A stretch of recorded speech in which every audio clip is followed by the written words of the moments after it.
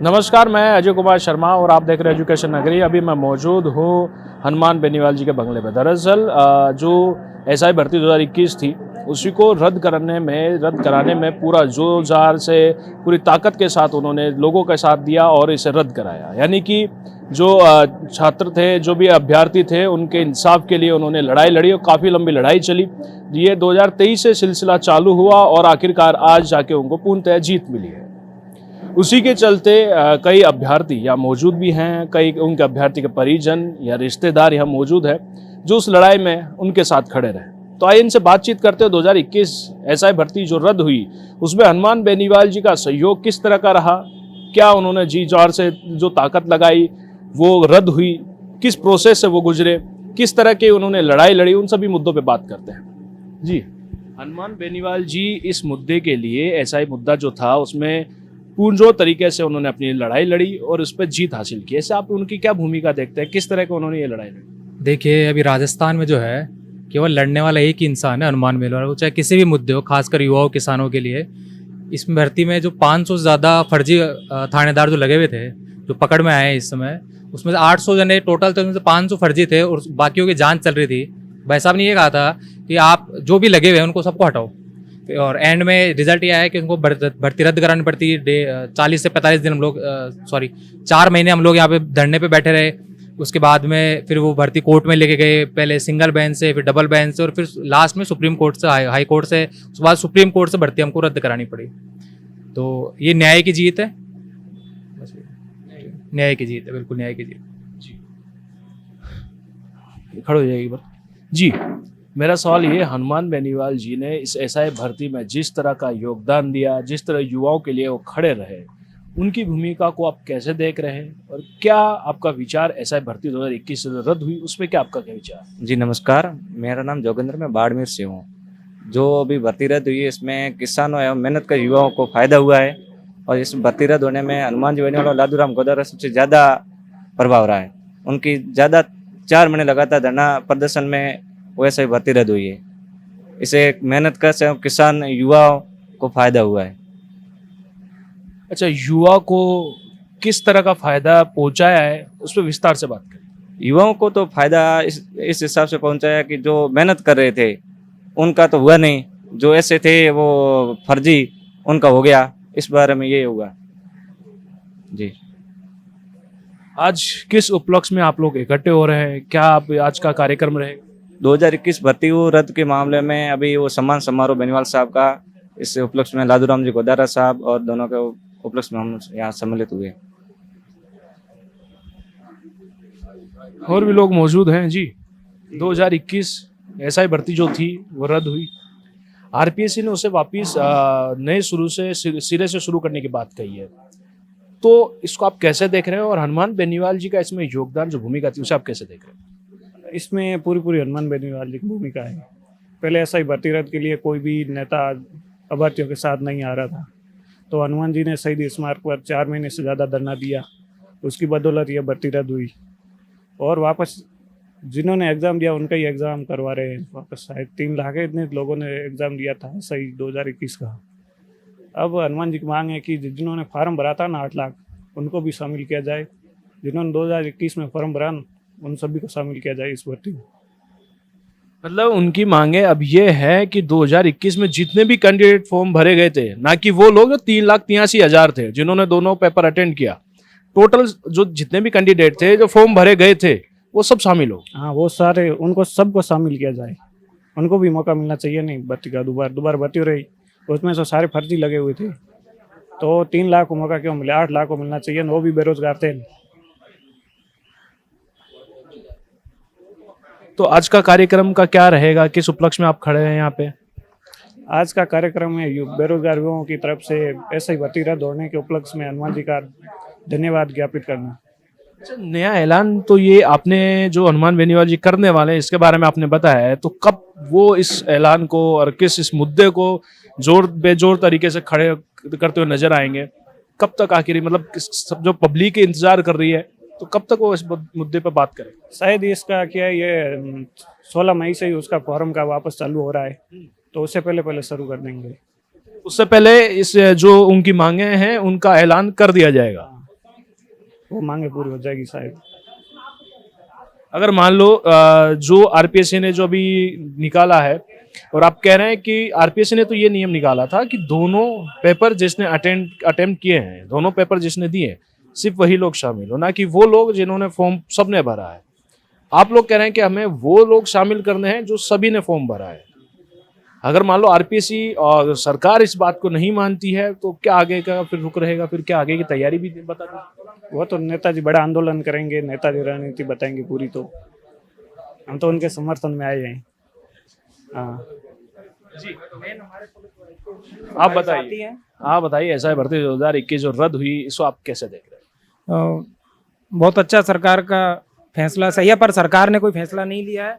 हमारे नेताजी हनुमान बेनीवाल जी की वजह से ये कार्य हुआ है पूरा, नहीं तो सरकार तो इसको रद्द करती तो पहले ही कर देती। ये तो कोर्ट के ने पूरी इतनी पालना करवाई है तब जाके ये लोग कार्य कर रहे हैं, और इसमें इन्होंने फिर भी दबाव हमारे ऊपर ही बना रहे हैं कि 3,83,000 को ही पेपर दिला रहे हैं जिससे उनको ही फायदा हो। भाई उस समय किसकी क्या परिस्थितियाँ थी, किसी का कोई मर गया क्या स्थिति, फिर 13 तारीख को ही ये फाइनल हो गया था कि पेपर रद्द है। भगदड़ मच गई थी, लोग पेपर देने नहीं गए थे 14-15 तारीख को, सेंटर दूर दूर थे, अलग प्रकार से व्यवस्थाएं थी। हमारे साथ के कुछ पुलिस वाले हैं जो उस समय 2021 की ट्रेनिंग में थे, तो खुद पुलिस विभाग का एक ऑर्डर उस पर है जिसमें साफ साफ लिखा हुआ है कि वो पेपर देने नहीं जाने देंगे, तो उनको पेपर देने जाने नहीं दिया गया। हमारे बहुत साथी हैं इसमें पुलिस के जो ये चाहते हैं कि भाई हमें अब पेपर तो दे लेने दिया जाए, पेपर देने में क्या दिक्कत है। और आज तक किसी भी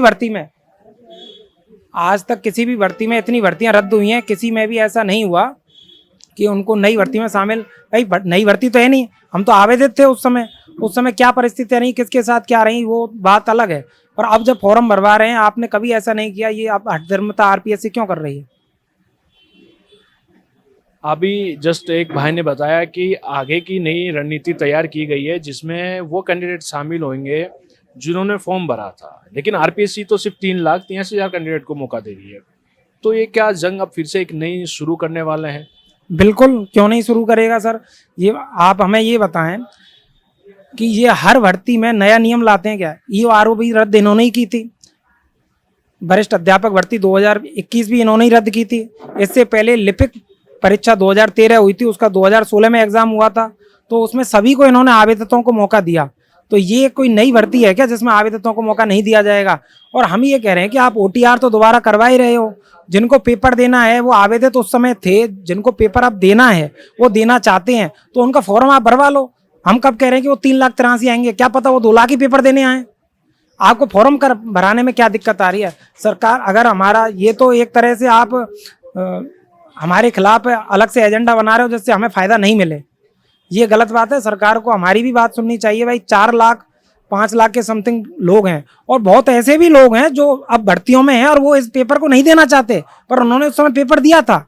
तो ये अलग अलग बात है। भाई हर भर्ती में आपने ऐसा नहीं किया, और आगे भविष्य में सरकार हमें फैसला देगी। हमारी आयु सीमा भी, जो राजस्थान में जनरल की आयु सीमा है वो 24 वर्ष कर रखी है इन्होंने, 25 वर्ष ये दिखाते हैं, जबकि 1 साल आगे की ये मांगते हैं, जब 24 साल पे ओवर एज कर देते हैं। तो हर परिस्थिति को देखा तो हर समय जनरल का बालक या और भी जो बच्चे हैं वो प्रताड़ित ही होते रहेंगे कि हर भर्ती में।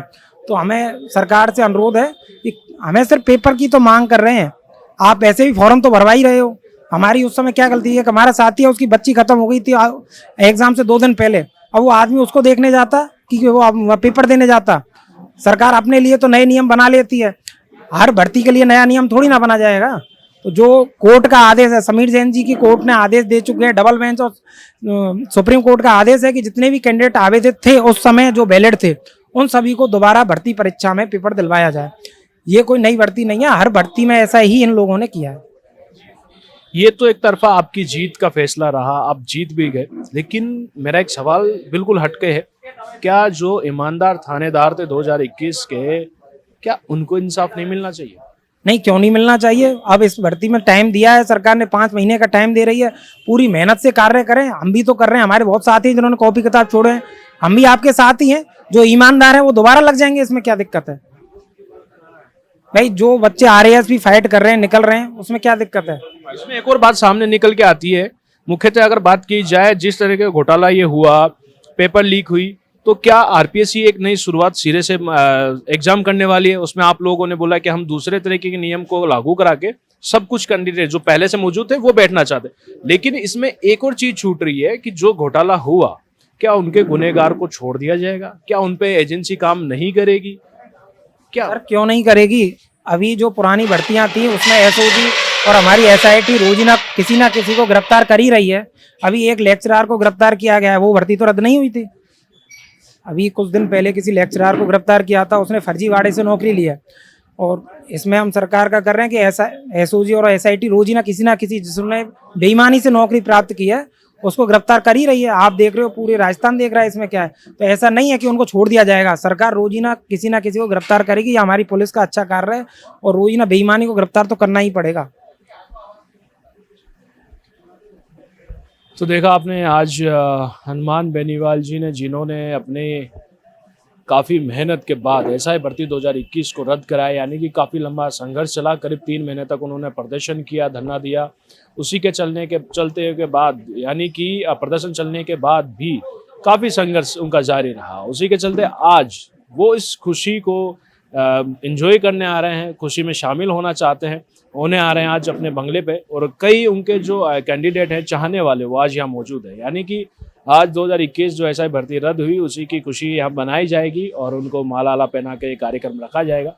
मुख्यतः इसमें एक और बात सामने आती है कि जो लोग 2021 में मौजूद थे, एग्ज़ाम जिन्होंने दी, तो दरअसल अब एक और नई जंग यहाँ छिड़ने वाली है। हनुमान बेनीवाल जी एक और जंग यहाँ छेड़ने वाले। जैसे इन लोगों ने बताया, इनके कार्यकर्ताओं ने बताया कि 2021 यानी कि आरपीसी ने जो नियम निकाला, 3,83,000 कैंडिडेट को फिर से एक नया मौका दिया जाएगा।